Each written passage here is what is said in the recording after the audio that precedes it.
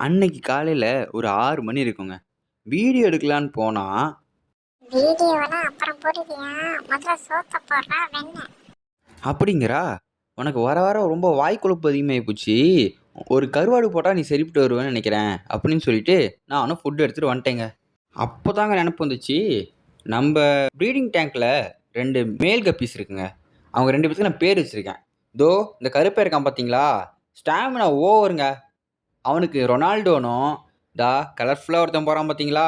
அவனுக்கு மெஸ்ஸின்னு பேர் வச்சிருக்கேன். இதுக்கு காரணம் அடுத்த வீடியோல சொல்றேன். அதுக்கு முன்னாடி வாங்க ஃபுட் போட்டுருவோம். அவனுங்க கேவலமா கேட்கறதுக்கு முன்னாடி. இவங்களுக்கு நான் எப்பயுமே கியூபிக்கல் ட்ரை வார்ம்ஸ் தாங்க குடுப்பேன்.